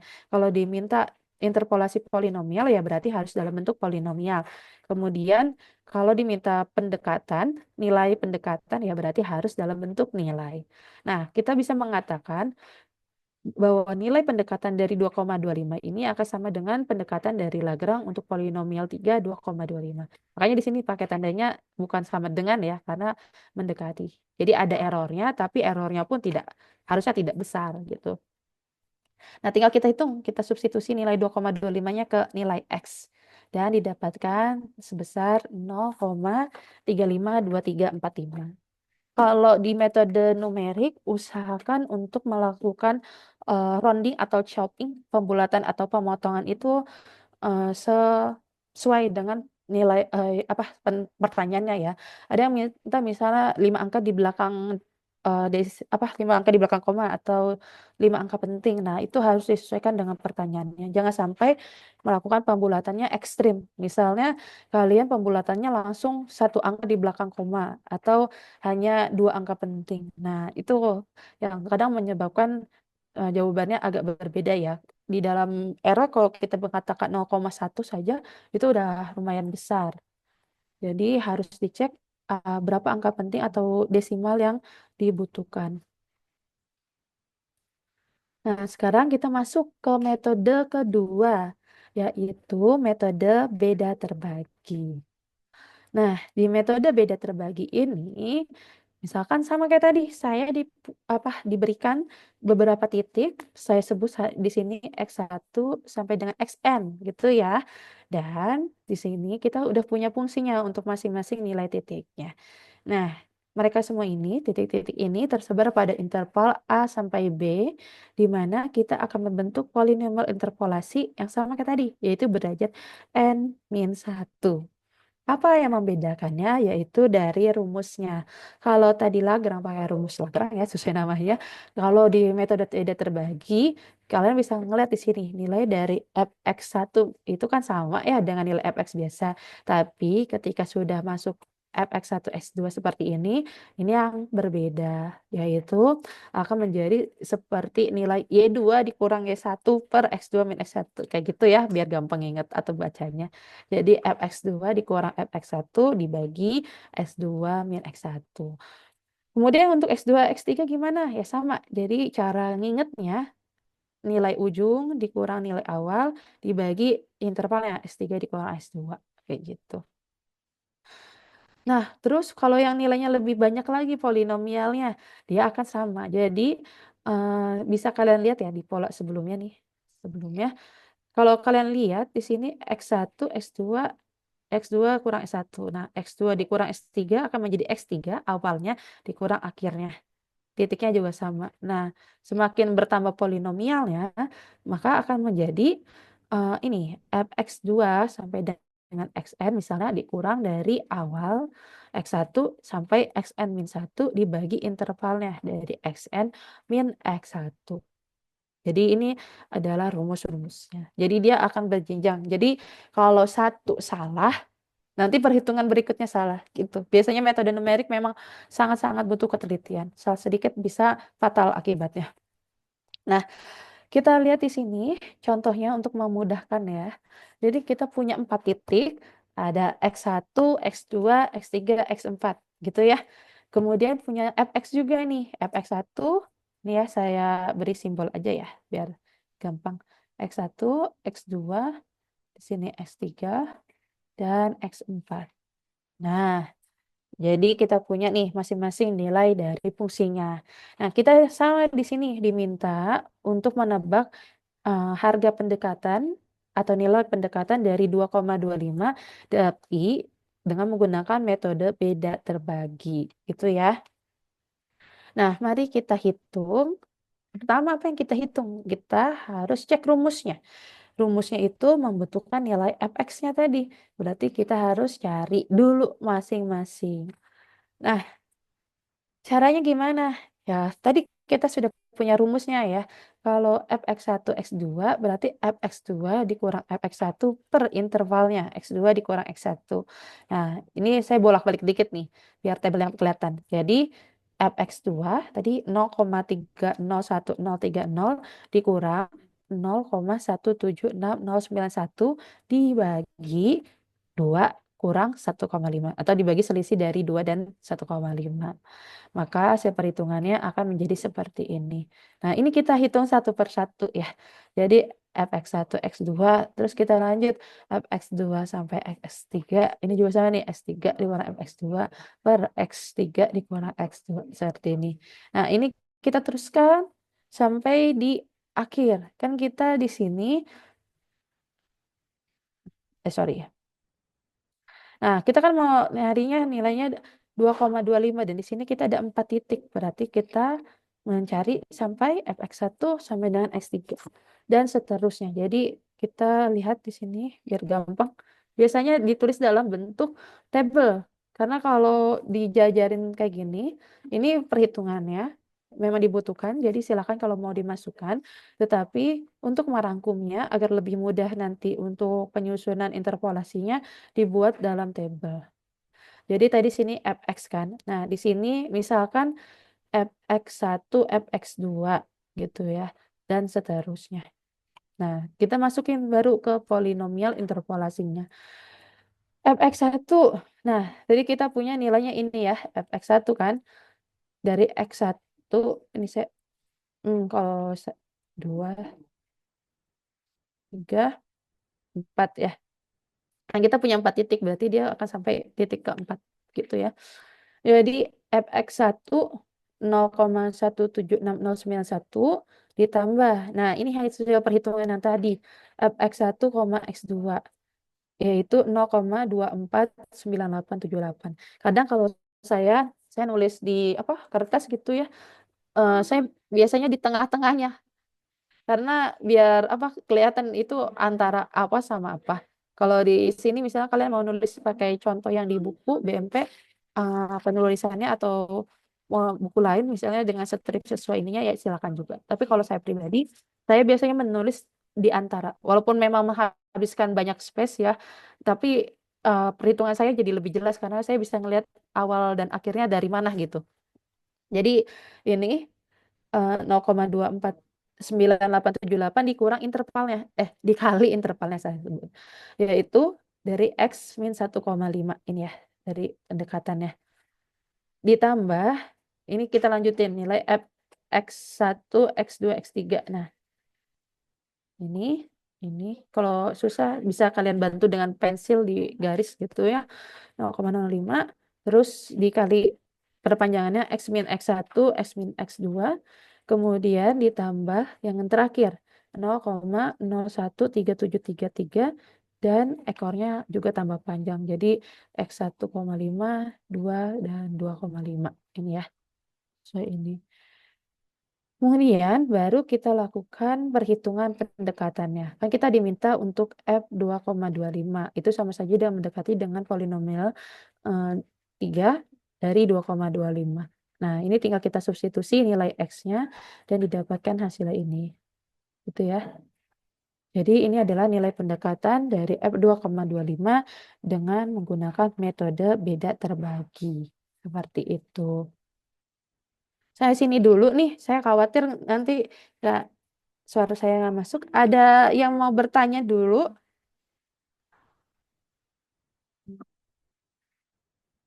Udah jelas nih? Atau gimana?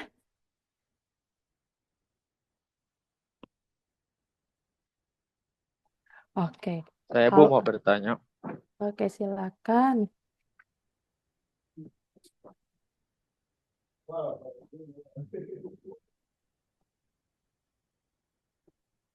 Ya, halo, gimana? Saya mau bertanya. Ya, silakan pertanyaannya. Terkait diskusi 2 disuruh mengestimasi F2. Yang saya lihat itu jadi materinya ekstrapolasi bukan interpolasi karena di luar jangkauan data gitu. Oke, nanti coba saya cek ya, Mas Furkan. Oh, nanti iya. saya jawab dari diskusinya aja. Yang penting teman-teman Oh, iya. semua udah jawab diskusinya ya. Kalau saya pakai Lagrange. Oke, nggak apa-apa. Oh, iya. Nanti saya Oke. lihat aja dari diskusinya satu-satu ya. Oh, iya. Buat teman-teman semua juga tenang aja, diskusi 2 pasti dinilai. Oh, iya. Dikomentari. Baik. Oh, iya. Cukup Mas Furkan? Sudah cukup. Oke. Saya lanjut ya, berarti ya. Oke, nah sekarang kita masuk ke metode Newton. Ini sering banget nih yang nyebut metode Newton dan banyak yang menggunakan juga. Jadi di sini kita akan lihat yang pertama, yaitu dari rumus-rumusnya. Inti dari metode numerik itu harus tahu rumusnya ya. Kalau nggak tahu rumusnya itu sulit. Karena kita kan pakainya pendekatan secara numerik gitu ya. Nah, jadi P1X di sini sama dengan Y0 ditambah Y1 min Y0 dibagi X1 min X0 dikalikan dengan X min X0. Nah, kemudian ini sebenarnya cuman kayak persamaannya aja ya. Jadi biar lebih gampang ingatnya di split. Jadi ini dianggap A0, kemudian ini dianggapnya sebagai A1 gitu ya. Makanya rumusnya berubah jadi bentuk seperti ini. Tapi pada dasarnya sebenarnya sama ya. Nah, ini nggak jauh beda sama yang tadi ya. Kita akan menghitung dengan menggunakan masing-masing unsur dari setiap titiknya. Nah, ini tahapannya jadi makin banyak nih. Jadi bisa kalian lihat polanya di sini yang A0 ditambah A1 kali X min X0. Terus ini A2 berjalan sampai X1, A3 terus berjalan sampai X2 dan seterusnya. Jadi sesuai dengan pertanyaannya nanti. Kemudian, bagaimana cara mengestimasi menghitung nilai A-nya? Nah, untuk menghitung nilai A-nya nggak jauh beda sebenarnya sama rumus yang tadi. Jadi kita hitung misalnya fxi xj, berarti kita tinggal mengurangi fxi min fxj dibagi dengan xi min xj, gitu ya. Nah, ini juga sama nih. Jadi ini sepasang terus dikurangin ini sepasang. Nah, ini juga sama. Ini sepasang gitu ya sampai X1. Nah, yang ini. Jadi ditambah 1 dikurang 1 kayak gitu ya. Buat ingatnya. Kalau intervalnya masih tetap sama dari Xn sampai X0, dari Xi sampai Xk seperti itu. Nah, ini untuk metode Newton, dia pakai tabel juga sampai seperti metode beda terbagi untuk bantu kita merapikan hasil perhitungan. Jadi, buat teman-teman di metode numerik, intinya adalah kalau salah satu, itu kemungkinan berikutnya juga akan salah. Jadi, misalnya di sini salah perhitungan. Nah, nanti kemungkinan ini akan berakibat ke perhitungan yang sebelah sini. Kemudian ini salah akan berakibat ke perhitungan yang ini juga. Jadi lebih baik pelan-pelan perhitungannya tetapi sudah pasti benar angkanya. Kemudian kita lihat di sini untuk dan untuk perhitungannya ya yang lengkap. Nah, polinomial lengkapnya bisa kalian lihat rumus yang ini yaitu fx0 ditambah x min x0 dikali fx1 x0 sampai ke titik yang terakhir yang ditanyakan gitu ya. Jadi bisa kalian lihat kalau di polinomial Pn di sini, maka di sini sampai xn min 1.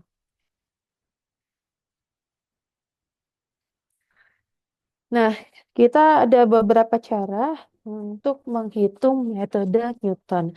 Ada beda maju, beda pusat, beda mundur gitu ya. Nah, kita mau menghitungnya bagaimana, menentuin beda maju, mundur, atau tengah, atau pusat. Yaitu tergantung dengan pertanyaannya. Jadi, kalau di pertanyaannya diminta untuk menghitung nilai pendekatan yang lebih dekat di awal, misalnya di sini 1,1, kita menggunakan beda maju. Tapi kalau misalnya di sininya 1,5 misalnya ya, itu kan lebih dekat di tengah-tengah ya. Nah, itu bisa menggunakan beda tengah. Nah, kalau di akhir misalnya menggunakan angka 2 pendekatan nilai dari 2, F2 gitu ya. Nah, itu bisa menggunakan beda mundur. Jadi tergantung dengan tipe soalnya. Nah, sekarang kita mau mengestimasi nilai dari F1,1. Nah, pertama adalah kita hitung dulu masing-masing. Yang paling dekat kan fx1 sampai ke yang terakhirnya ya. Sebut saja di sini ada 5. Jadi x1 sampai x5. Yuk kita hitung bareng-bareng biar nggak bosen juga nih. Saya mau tulis di sini x aja ya biar jelas. Nah, kita punya di sini titik-titik yang ditanyakan berpasangannya. Saya mundur lagi nih. 1 0,7652, terus 1,3 0,6201, kemudian yang ketiga 1,6 dan 0,4554 kayak gitu ya. Nah, ini bersesuaian ya. Ini yang ini tinggal menuliskan dari rumus ini ya, yang saya tanda seperti ini. Ini saya hapus dulu. Ini dari soal ya, yang kolom pertama sama kolom kedua. Nah, sekarang kita sama-sama nih bagaimana cara untuk mendapatkan yang ini nih. Coba. Yuk, gimana nih?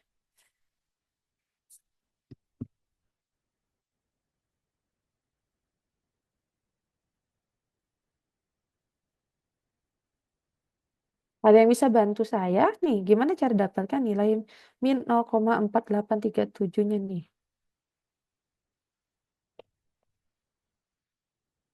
Ayo, kita lihat tadi rumusnya. Rumusnya apa?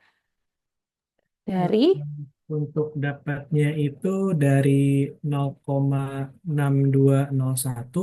hmm, dikurangin dengan 0,7652 oke.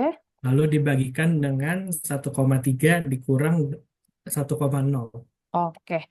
Gimana yang lain sepakat nggak hasil rumusnya itu? Jadi ujungnya 0,6201 dikurang 0,7652 ya.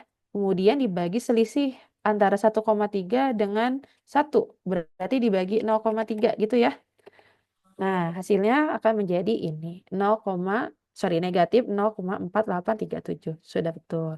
Nah, begitu juga dengan bagian berikutnya. Bagian berikutnya sama, yaitu 0,4554 dikurang 0,6201 dikurang selisihnya, yaitu 1,6 dikurang 1,3. Hasilnya nanti akan dapat negatif 0,5490. Terus saja jalan. Jadi ini saya pasangin ya kayak gini gitu. Jadi akan ada 4 titik yang baru ya untuk nilai fx, kita sebut fxi, xi tambah 1 gitu ya. Nah, sekarang kita udah tahu nih buat kolom yang ketiga cara penghiasannya. Sekarang yang ini beda kedua. Gimana cara dapetinnya nih? Saya hapus ya coret-coretannya biar gampang. Nah, buat kolom yang ini, gimana cara dapetinnya?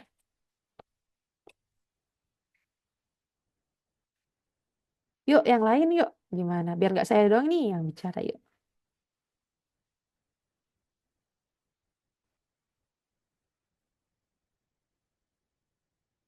Yang beda kedua gimana? Ada yang punya ide? Angka apa aja yang harus kita gunakan?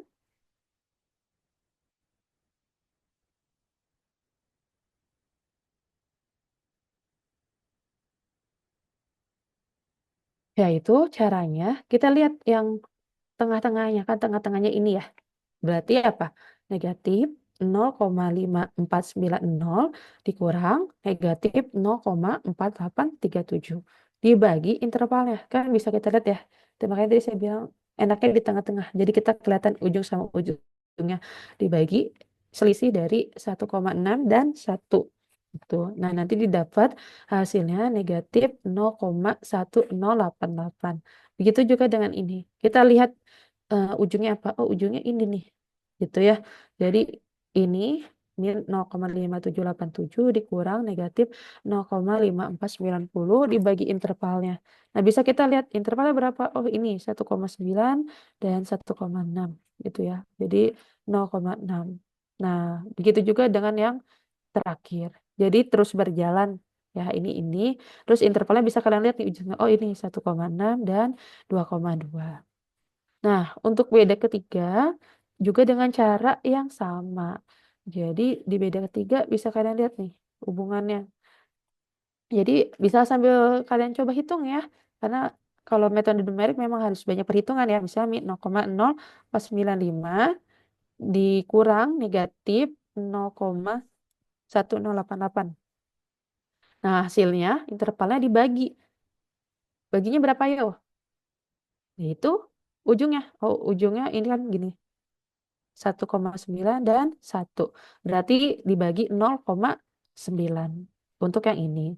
Nah, yang untuk ini juga sama. Berarti antara ini dan ini.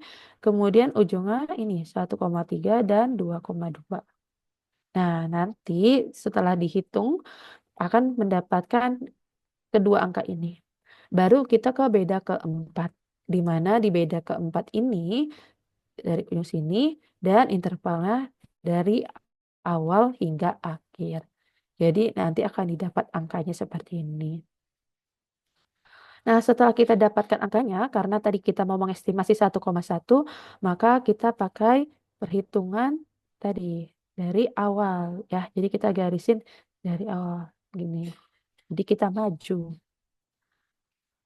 Nah, Kita bisa hitung dari rumusnya. Rumusnya X-nya kan yang mau kita prediksi nilainya adalah 1,1. Kemudian H-nya itu sebesar 0,3. Bisa kalian cek ya di sini nih di pertanyaannya titik-titiknya intervalnya berapa. Kemudian maka kita bisa menentukan di sini X itu sama dengan X0 ditambah SH. Dengan S-nya adalah X, bisa kita tinggal ganti-ganti ya. X-0 per H. Nah, kita punya tadi X-nya yang mau ditanya adalah 1,1. X0-nya permulaannya kita itu adalah 1 dibagi 0. Nah, didapatlah hasilnya 1/3. Sehingga P4 di sini yaitu untuk nilai 1,1 kita dapat hasilnya. Tinggal kita gabungin ya dari rumusnya. Ini ya, 0,7652. Kemudian ditambah 1/3 dikali 0,3 sampai selesai ya. Sampai sini. Nanti rumusnya bisa kalian cek ya. Kalau misalnya belum hafal terkait penggunaannya boleh ditulis dulu rumusnya untuk membantu memudahkan kalian dalam perhitungan. Nah, di sini baru dihitung dan didapat nilai perakiraannya yaitu 0,7197. Nah, sekarang kita mau coba tebak untuk nilai dari F2. Nah, untuk nilai dari F2 kita misalnya pakai datanya yang sama ya. Jadi nggak terlalu banyak kita ngulangin perhitungannya. Nah, karena nilai 2 dekatnya di akhir, jadi kita pakai perhitungan mundur. Jadi ini yang digarisin ada tujuannya. Nah, kita lihat di sini. Kan kita mau menebaknya atau memperkirakan nilai X-nya sama dengan 2. Kemudian nilai H-nya adalah 0,3. S-nya juga sama, yaitu S di sini yaitu 2. Nah, ini yang berbeda. X0-nya, karena tadi kita kan mundur ya. Jadi mulai dari sini. Dikurang 2,2 dibagi H-nya 0,3. Maka kita dapat nilainya min 2/3. Nah, nanti perhitungnya tinggal P4 dari 2. Nah, kita masukkan rumusnya dan kita dapat nilai ini.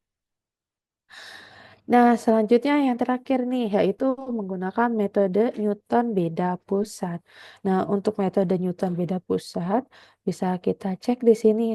Ada 5 data, sama kayak tadi ya sebenarnya pertanyaannya. Cuman dia ada di tengah-tengah, yaitu nilai dari 1,5. Nah, untuk 1,5, kan ada di tengah-tengah nih. Maka kita menggunakan beda pusat, yaitu kita ambil tengah-tengahnya, yaitu dari sini. Kemudian kita selang-seling. Jadi kayak ini ke sini, terus dari sini ke sini, terus kesebar lagi hingga memusat lagi hingga ada satu titik terakhirnya. Nah, selanjutnya tinggal kita pergunakan rumus yang tadi. Jadi rumusnya tinggal menyesuaikan. Di mana X-nya itu kan nilainya yang ditanya 1,5. Kemudian nilai H-nya adalah 0,3. Maka kita bisa hitung S-nya. X dikurang X0 dibagi H. X-nya yang kita tanya tadi adalah 1,5 dikurang X0. X0-nya tadi yang kita pakai untuk awalannya ini ya. Mulainya kan tengah-tengah yaitu 1,6 dibagi dengan H yaitu 0,3 dan kita dapatkan nilainya min 1/3. Nah, terus hasil pendekatannya bisa kalian cek nih nilai P4 1,5-nya rumusnya dimasukkan dan didapat nilainya 0,5118.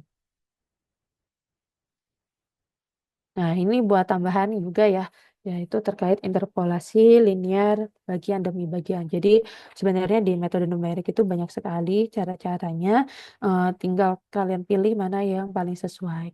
Nah, di sini kita mengetahui misalnya harga fungsi f di titik X1 sampai Xn. Jadi sama kayak tadi pada intervalnya A sampai B. Nah, untuk polinomial berderajat 1 ya, yang melalui titik-titik tersebut. Nah, kita punya di sini G1, ini untuk pemecahannya. Jadi tinggal diikuti rumusnya aja nih. Fxn-1 ditambah Fxn-1 dikali S2 dikalikan dengan X-Xn-1. Kemudian kita mau mencari misalnya titik bintang berada pada subinterval ini, maka prediksi harga F di titik X bintang adalah ini. Ini contohnya menghitung ILBB, pendekatannya untuk nilai 2,25. Jadi kita punya X1, fx1, x2 sama kayak tadi, yaitu fx2 dikurang fx1 per x2 min x1. Nah, kita hitung fx2-nya di sini sudah diketahui 0,301030 dikurang dengan x1-nya 0,176091 dibagi sama intervalnya, yaitu dari 2 sampai 1,5. Berarti nilainya adalah 0,5. Nah, berarti kita dapat nilai fx1, x2-nya ini. Kemudian berikutnya X2, X3 juga sama nih, yaitu dari 0,397940 dikurang 0,301030 dibagi sama angkanya intervalnya lagi kayak tadi 2,5 dikurang 2. Nilainya ada 0,5. Dapat ini. Kemudian X3, X4 juga sama. Jalan terus nih pokoknya. Yaitu dari nilainya 0,477121 dikurang 0,397940. Dibagi intervalnya lagi yaitu 0,5. Nah, ini dapat. Nah, sekarang kita mau bentuk ILBB-nya. Nah, tadi bisa kalian cek ya rumusnya nih. Nah, sesuai rumusnya ya. Jadi kalau metode numerik intinya harus tahu rumus. Jadi kalau udah tahu rumus tinggal kita substitusi. Nah, kita masuk nilai nilai pendekatannya. Nah, ini ya untuk P1X ini saya bolak-balik nih biar kelihatan rumusnya. Kan dibutuhkannya adalah fx1 ditambah fx1, x2 dikali x min x1. Nah, tadi kita dapat fx1-nya adalah 0,176091 ditambah yang baliknya nih, yaitu ini fx1, x2 0,249878 dan dikalikan dengan x min x1. X1-nya kan tadi 1,5 ya. Nah, untuk P1 2X juga sama. Jadi bisa kalian cek rumusnya di sini.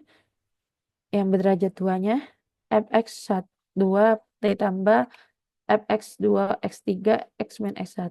Jadi terusan sesampai kebutuhannya. Jadi tergantung di titiknya.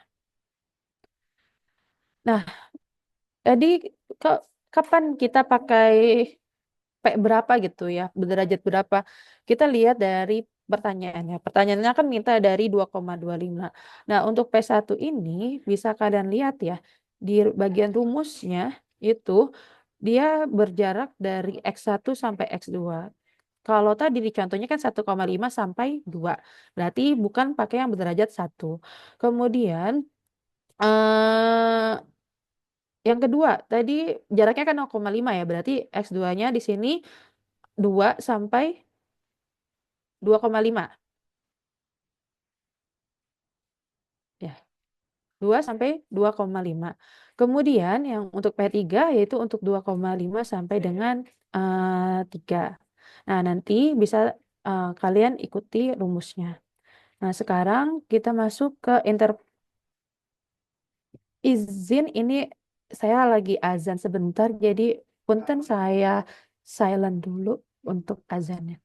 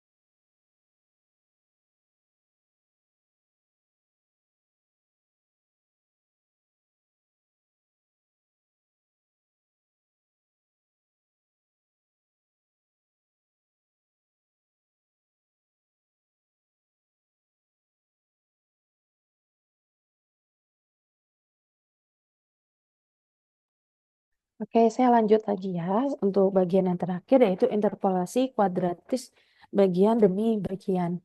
Nah, untuk interpolasi kuadratis bagian demi bagian ini juga sama bisa kalian cek di mana ini untuk polinom interpolasi bagian demi bagian berderajat 2 yang melalui titik-titik tersebut. Nah, jadi ini adalah rumus-rumusnya. Kemudian kita berikan contoh, misalnya jika titik X bintang berada pada subinterval ini, maka prediksi nilai F di titik X bintang adalah berapa gitu ya, P2, 2K-1 X bintang. Nah, ini bisa kalian cek di sini ada datanya sebanyak 5 titik. Kemudian mari kita hitung satu per satu titiknya. Nah, ini seperti yang tadi, fx2 dikurang fx1 dibagi dengan intervalnya, didapat hasil perhitungannya di mana saling berkaitan.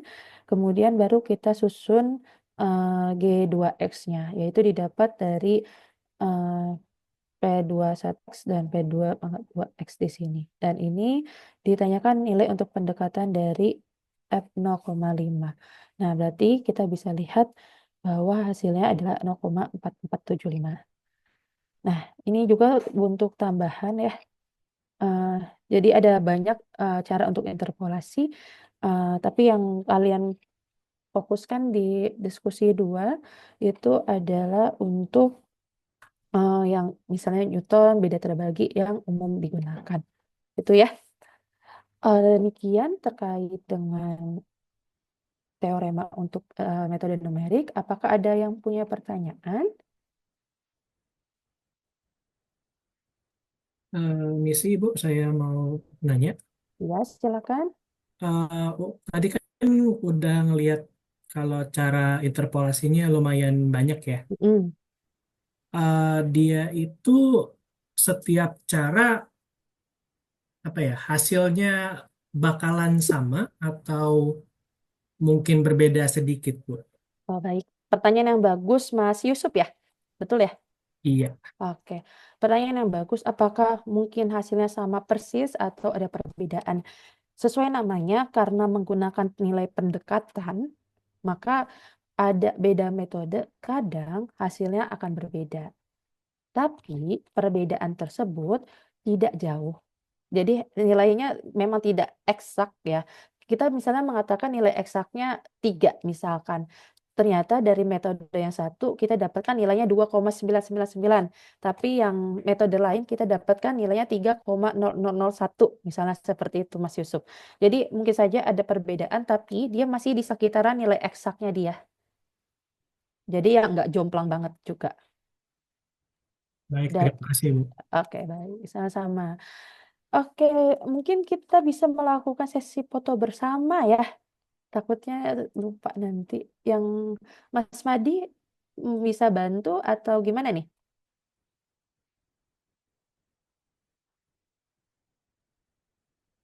Oke, bentar.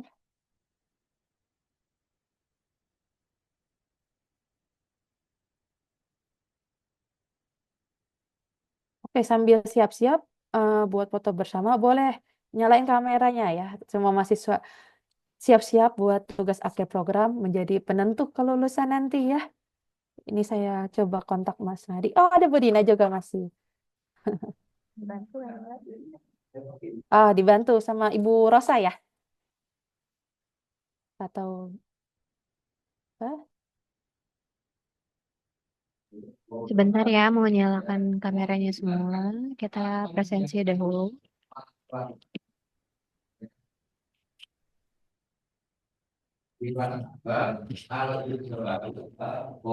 Oke, halaman pertama.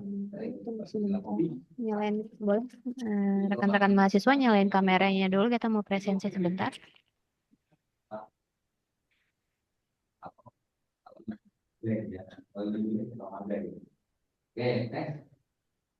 Nah, Oke, untuk kalau nggak ada kamera, 1, 2, 3. jadi di dalam Sekali lagi, aturan ini kepada Ibu kita 1, 2, 3. Terima kasih banyak semuanya. ini apa? Ini sekalian saya jawab nih, ada yang pertanyaan di chat. Untuk soal tabnya kira-kira sampai metode Newton ya, Bu. Nah, sebagai saran pelajari semua materi yang ada pada sesi tuton dan juga coba-coba nanti di bukunya di BMP kan sudah mendapat metode numerik ya. Nah, itu dipelajari terkait dengan interpolasi polinomial. Jadi, saya nggak mau membatasi hanya sampai metode Newton, takutnya nanti ada misalnya bagian berikutnya yang merupakan modifikasi dari metode Newton. Jadi dipelajari dari BMP. Intinya soal tab itu selalu bersumber dari BMP. Gitu ya Bu Dina ya, betul ya? Sekalian Bu Dina. Betul, jadi dikhatamin aja modulnya. Mm-mm. Ntar tiba-tiba ngasih soalnya bukan metode Newton, misalnya metode beda terbagi, ternyata metode beda terbagi setelah Newton, kan saya salah juga nyebutnya nanti. Iya, lihat ya di ratnya itu loh, kan di perkenalan itu ada ratnya ya. Ya. Ya, Sel. Iya Ibu, betul, ada perkenalan, ada ratnya juga, di BMP juga kan pakai judul umum ya, misalnya tadi integral lipat 3, nah itu dipelajari, atau misalnya saya tadi interpolasi polinomial, nah hal-hal tersebut yang dipelajari, digali, didalami untuk tahap. Insya Allah lancar ya Bu, kalau udah Iya, menguasai BMP-nya. lulus dong ya, pada lulus ya. Amin. Sehat semua. Biar ketemu Waktu pas masih wisuda. cukup. Berlatih. 6 SKS loh, gede itu. Betul. Jangan sampai mengulang ya Bu ya. Mm-mm. Lumayan soalnya. Nah, silakan buat teman-teman para mahasiswa diisi daftar hadirnya. Iya dong, jangan ngulang ya. Saya juga nggak mau ulang ketemu kalian lagi. Kok ganti wajah gitu loh. Oke, silakan diisi ya teman-teman para mahasiswa daftar hadir untuk teorema tugas akhir program. Di Ini mana yang lain nggak buka kamera, malu ya. Mm-mm. Nggak pada buka kamera yang lain. Ayo.